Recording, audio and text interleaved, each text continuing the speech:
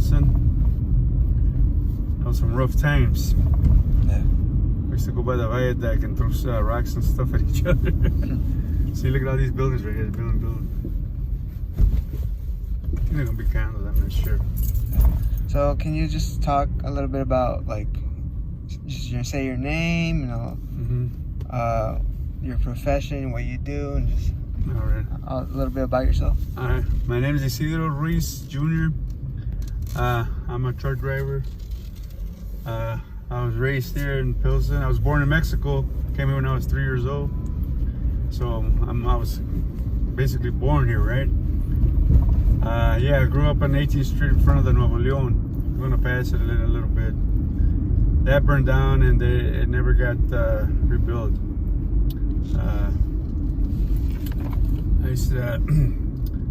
I went to school, St. Pius, right here in the neighborhood, Catholic school. Went to Holy Trinity High School.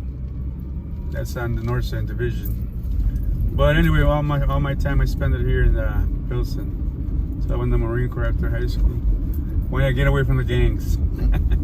That was one of my. And when I get, my father was too strict, so I joined the Marines. And I kind of tricked him. Told him it was a high school trip, and he signed my papers. That's another story, anyway. So I went away for a while, and then I came back to Pilsen. Still the same thing, you know. Yeah, I spent most of my time here in Harrison Park. I grew up to playing ball, whatever, you know. It was a thing to do back in the days. Hang out with the guys, you know, play ball. When you came back from serving, did you notice anything different? Was it the same neighborhood? It was basically still the same. It was basically still the same. All the people were still around. Still, there wasn't too much. I got out in '80, so it wasn't too much change still yet. The changes came back like in the early '90s. You know, started changing. You know, all this is what's a school right now. Used to be a brewery right here, and then Bishop's Chili. It's all changed. You know, if you go back like 30 years, you won't recognize it. There's a nice school they built. Forgot the name of it. Orozco. There was a big brewery here in the back. There was empty lots. There was a lot of breweries, a lot of bars on 18th Street, if I remember when I was growing up. I think every block had like 2 or 3 bars. When everybody was hard working, you know, came home, went and had a couple of beers, you know, went back home and got ready for work. There was like 3 or 4 bars in this block. I remember 3 or 4 bars over there. Bars all over the place. Yeah. I mean, you know, they were neighborhood bars. Yeah. When was like the first time you started, or you found out that, oh, like that wasn't there before, or just like a first sign of a change? I realized it was changing. So it had to be like about because I moved out. I got married and I moved out to Summit, but then I came back. I moved to Bright Park and eventually moved back to Pilsen. So I'm back in Pilsen. I noticed that like in the late '90s it started changing. I said people were, you know, a lot of bars were closing down. You know, they weren't reopening. They weren't giving them permits to reopen. Carnita place. I used to work here. There used to be a big department store, Leaders Department Store. I worked there when I was growing up in high school. Paid my way to high school, me and my brother. It was a Leaders Department Store. They had everything there. It was like a big general store. There, and then it's turned to Zimski's, and now it's a dollar store. But it's been changing, you know. It's in the late '90s, I believe. I started noticing it was changing, and then in 2000, forget it. I mean, I never thought I'd see it change that much, so drastically. Yeah. So, yeah. What type of, since Pilsen back in the day was more a majority Hispanic, Latino community, and in the '60s it was basically some whites, basically Latinos, and it was very, very. You just hung out in your own block. You didn't go wandering around. So it was. There was a lot of gang activity. And you had to watch where you went, because if they didn't know you, they'd jump you in a heartbeat. Yeah, it was mostly, there was a lot of a lot of Polish people here. One of the leaders of the department store was Bohemian, and there was a lot of Bohemians there too. But they were, you know, very little. When the Mexicans started moving, they started moving out. So yeah, I remember St. Pius was pretty. I used to go to church there. They used to have English masses, and started Mexican masses, and the white population started dwindling off, you know, and then maybe got one or two left, you know, that never moved, you know, they couldn't move, you know. Mm-hmm. And yeah, it was basically all, and you know, in the 70s it was all Mexicans, basically. Now it's reverse, you know. Do you think that those few changes that you saw, you think it was kind of like a positive thing? Like, like maybe a restaurant that... There's a restaurant.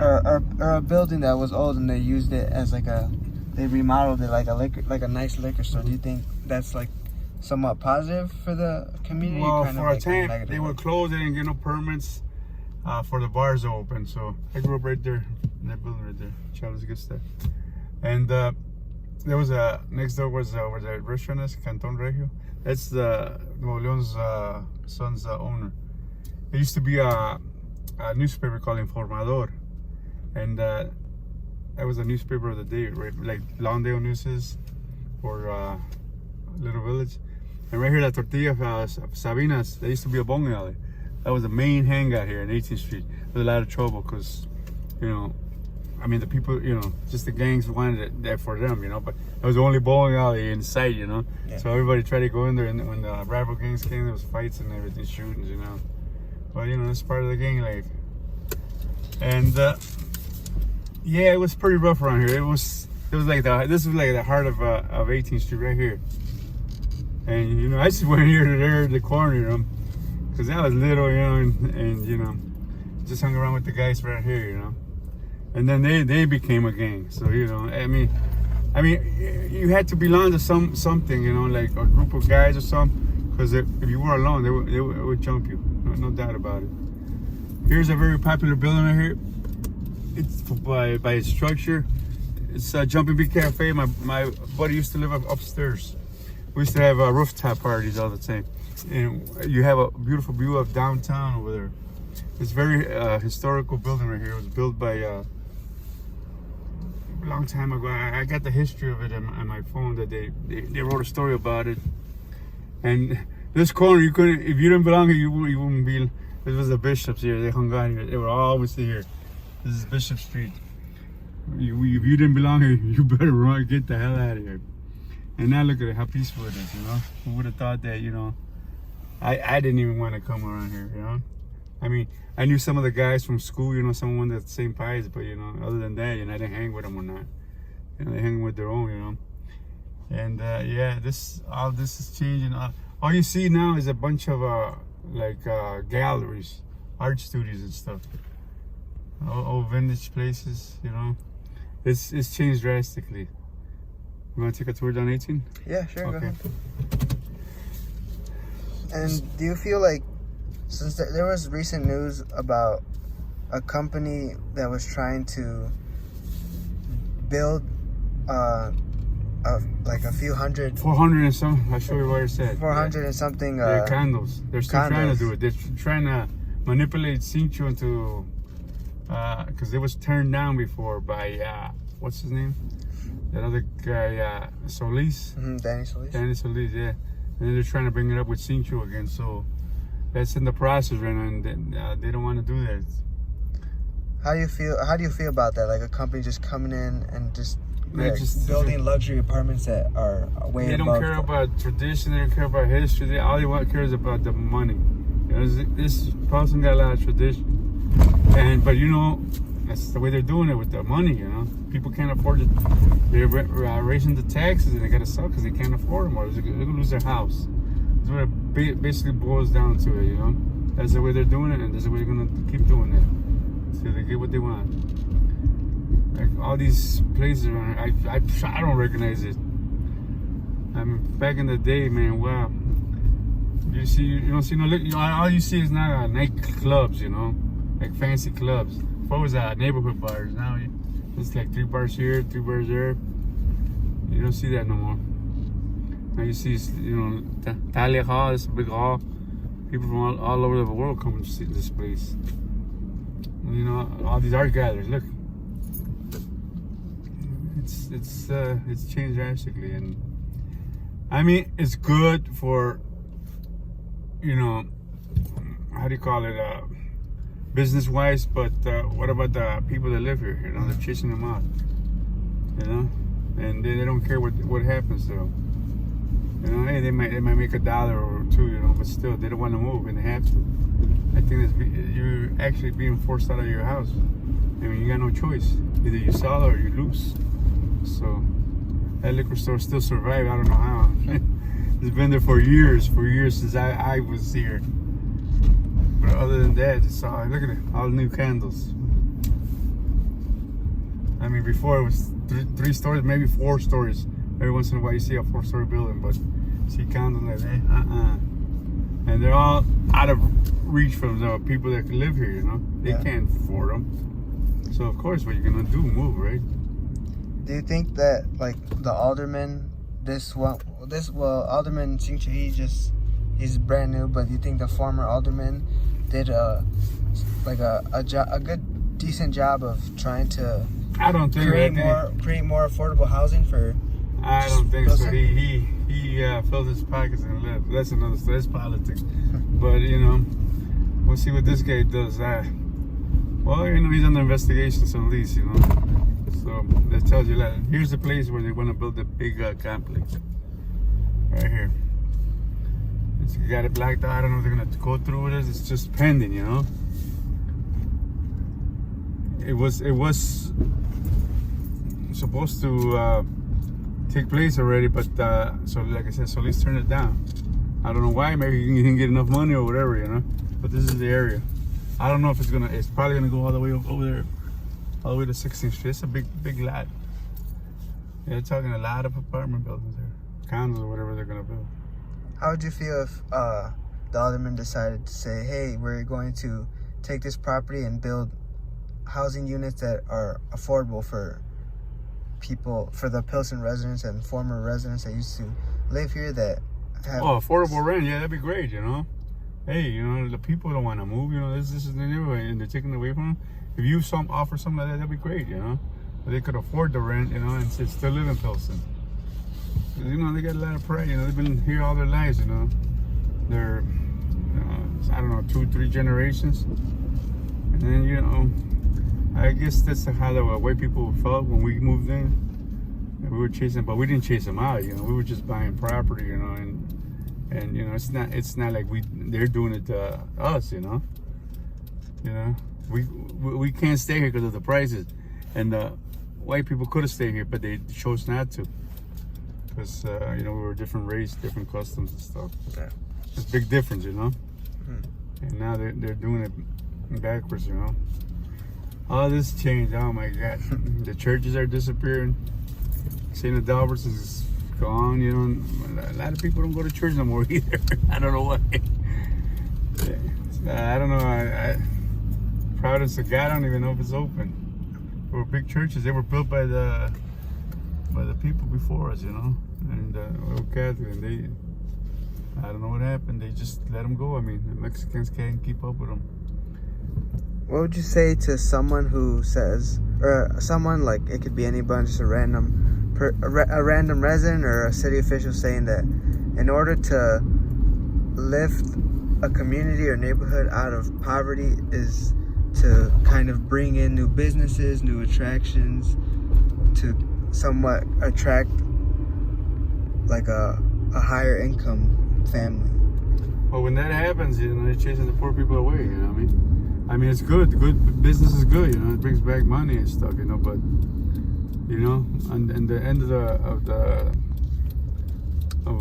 when it's all done and done, the poor guy ends up, you know, losing because he's got to move because our property taxes go up, you know, and you can't afford the rents unless you own a house, and then they want your property anyway, so the prices keep going up and up and up, and taxes keep going up, and you know, it's a money battle, you know.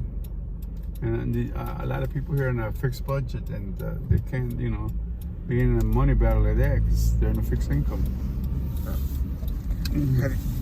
Have you personally seen or have heard of people who had to leave their homes due to these higher taxes? Yeah, property I've taxes? seen old people that are retired on fixed income. Their taxes go up, they can't afford them, so they got to move. And it's hard when you're old like that, finding a new place.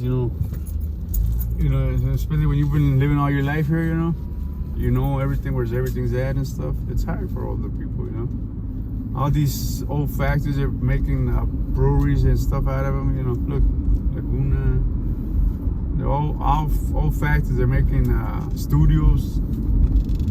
I mean, it's mostly just for living, What the businesses are that they're making are nightclubs, restaurants, The only ones that are going to survive are the restaurants because they like Mexican food, so go for it, But what about the rest of the people? All the other businesses and stuff. Where are they going to go? For you personally, if you don't have to answer if you want to, but have they personally raised your taxes, like property taxes, for your current place of residence? I don't own here. I lived in somewhere that had a house out there, and but prices are. I talked to a friend of mine. He owns like 8 properties. Said the prices keep going up. The water, I don't know. I don't own, so, but from what I hear of, the prices are going steadily up. So, yeah. Since Pilsen isn't, or the long-term residents have been here, their income isn't as high as maybe the newer people that have recently lived here. Do you think that there's more people maybe that have lost their homes and are living on the street because of all the gentrification that's going on, since? I believe so. I mean, it's hard to tell, but there's a lot of homeless people, and it's sad. I mean, they can't afford it, and the depression hits you, and you find yourself in the street, and depression is bigger than people think. If it hits you, could ruin your life. I mean, I'm pretty sure there's a lot of people that left homeless. Lost their house, can't afford the rent. Ain't got no other relatives. So what are you gonna do? In the streets, especially with this cold. Oh my God. Do you think that, or for you personally, what would you like to see done for Pilsen in terms? It could be anything. New homes, new affordable housing for the residents in Pilsen that could prove they've been here, living here. Like say 10, 15 years. I'm all for it. And you just don't throw them out. It's gotta be a happy medium for all this. Just don't come over and take over. Just because you got money, but money talks. Yes, sir. I think I mentioned this before, but you know what gentrification is, right? Yes. The concept behind it. So how do you feel about not only is it happening to Pilsen, but happening to places like Lincoln Park, where back in the day it wasn't as nice of a neighborhood as it is now, where some apartments and condos and homes are $500,000 to over $1 million sometimes. Do you think something like that can happen to Pilsen if more companies continue buying these properties and try to build luxury apartments and housing units? It's happening, and it's gonna happen. Because who's gonna stop them? The politics are getting their share. Everybody, it's just a matter of money. As long as everybody gets their share, it's gonna happen, and I think it's gonna happen here in Pilsen, no doubt about it. I mean, it's happening right now already. And then for them to be making it the Forbes magazine one of the coolest places to live, that I think is gonna, attract people from all over the world to come here. It was listed like one of the top, like Milan, Italy, right up there. was one of the top 10 places of the coolest places to live. On the Forbes magazine, maybe like 2 or 3 years, I'm not sure. So it's bringing more and more investors, more and more people want to live over here. Or status purpose or whatever. So I mean, it don't look good for the Pilsen community that are been here all for most of their lives or whatever, because it is changing it, and the only way to change it is politics. But hey, everybody's getting their cut, so I don't know if it's gonna ever stop, but I think it's gonna be something like Lincoln Park pretty soon. It's happening right now, and nobody seems to be able to stop it. So do you think one of the reasons why Pilsen is changing so fast is because it's closer to like the University of Illinois Chicago? The university and like got downtown? a lot of influence in the changing here. It's a lot of property here, and they saw it's convenient for them, and the university is expanding all on Pilsen, and things had a big impact on that. And they got rid of Jewtown, like I was telling you before, Maxwell Street. The people that used to be sold there were in battle for court for like 3 years with the university, and they lost. They finally tore it down and stuff. Yeah, it was like everybody came from all over the world. Hey, let's go to Maxwell Street. It was historical, and it's gone now. You can't replace them. They try to move it to Canal Street, but it's not the same. Yeah, my dad had a stand there, and we used to go there every Sunday, 4 in the morning, never forget. And hey, it was a good time. Everybody from all over used to come there, from all over the city. It used to get crowded. Oh my God, you could find anything there. It was nice times. But hey, everything good comes to an end. Do you think that if Pilsen does become like a Lincoln Park, do you think just the culture behind Pilsen, like the rich culture, the Latino history, do you think that will just disappear? I think so. Yes, sir. Because it's going to be all white people. The culture's going to be gone. The restaurants might stay here, but it's just not even 10% of the culture. They might have the food and everything, but the cultures, Dia de los Muertos, all that stuff, Las posadas, that's all going out the window. Yeah, it's people are just gonna go and relocate somewhere else, and it's a shame.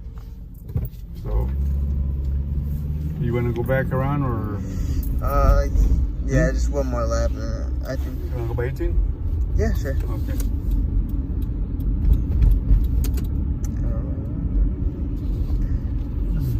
If you had a message to the alderman, the mayor, Mayor Lauren Lightfoot about I guess you could say that this is a problem in Pilsen, just like the gentrification and all that, what would you say to them to kind of like a solution? Yeah, I mean, help the residents that are here, help them get affordable housing, help keep the traditions going, and and keep our people here. I mean, they don't want to move, but they have to. And if you can find solutions for that, hey, more power to you. I mean, I know there's a lot of money involved. That's what it's all about. Convenience. And what buys convenience? Money buys convenience. So, but it's not fair. And you know what? It is what it is. And hopefully you find a solution to this, because it's gonna disappear, and I hate to see it, I was part of it. I grew up here, and it's a sad situation. What's happening here? I come out of my house, see all these new houses, I can't touch that, So, eventually probably gonna have to move too. Well, hopefully I won't have to, but yeah, hopefully they come up with a plan, the residents that have been here to stay, because it is convenient downtown, everything's around here. We're like in the middle of everything, So yeah, that's what I think.